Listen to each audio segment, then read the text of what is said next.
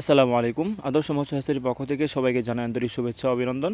প্রিয় খামারি ভাইরা, আপনারা স্ক্রিনে যে মাছের পোনাগুলো দেখতে পাচ্ছেন, এগুলো আমাদের মাঝে একদম পরিচিত একটি পোনা। এটি হলো আমাদের নদী থেকে সংগ্রহ করা আয়ের মাছের ব্রুট মাছ থেকে রেণু উৎপাদিত পোনা। এগুলোকে আপনারা চাইলেও আমাদের কাছ থেকে নিতে পারেন। আমরা প্রতিনিয়ত এই ধরনের পোনাও সমগ্র বাংলাদেশে বিক্রি করছি। এই আইগুলো সচরাচর খুব কমই চাষ করা যায়, তবে হ্যাঁ, আপনি যদি ভালোভাবে চাষ করতে পারেন তাহলে অবশ্যই আপনি এই আয়ের দ্বারা লাভবান হতে পারবেন। কেননা এই আয়ের চাহিদা বাজারে অনেক বেশি। তো আপনি যদি ভালোভাবে চাষ করতে পারেন তাহলে অবশ্যই আমি বলতে পারি আপনি লাভবান হতে পারেন, এটা 100% নিশ্চিত। এখন আসেন আমরা এআই কীভাবে চাষ করব।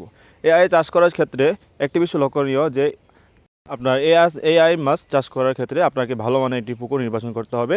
অবশ্যই আপনাকে ভালো মানের পুকুরটি নির্বাচন করতে হবে। এখন যদি আপনার পুকুরটি পুরাতন পুকুর হয়ে থাকে তাহলে সেই ক্ষেত্রে আপনার পুকুরে পানি ফেলে নিচে তলদেশের কাদাগুলো ভালোভাবে পরিষ্কার করে পুকুরের পাশের আগাছাগুলোকে কেটে ফেলতে হবে।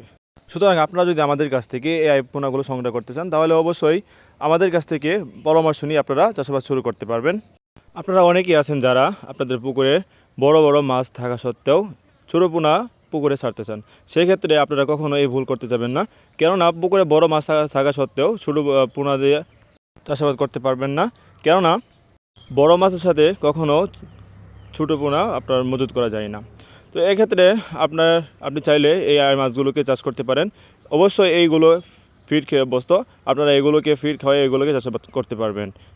তো প্রিয় খামারি ভাইরা, আপনার যদি ভালো মানের একটি পুকুর থাকে এবং আপনি যদি একজন মাছ চাষি হয়ে থাকেন তাহলে চাইলে আমাদের সাথে যোগাযোগ করতে পারেন। আমাদের স্ক্রিনে দেওয়া নাম্বারে অথবা ভিডিওর ডিসক্রিপশনে দেওয়া নাম্বারে আমাদের সাথে যোগাযোগ করে আমাদের খামার থেকে মাছের পোনাগুলো সংগ্রহ করতে পারেন। অথবা আপনারা চাইলে অন্য যে কোনো মাছের পোনাও আমাদের খামারে নিতে পারেন, অথবা আপনি চাইলে আমাদের খামার থেকে মাছের রেণু সংগ্রহ করতে পারেন। আশা করি সবাই ভালো থাকবেন। আল্লাহ হাফেজ।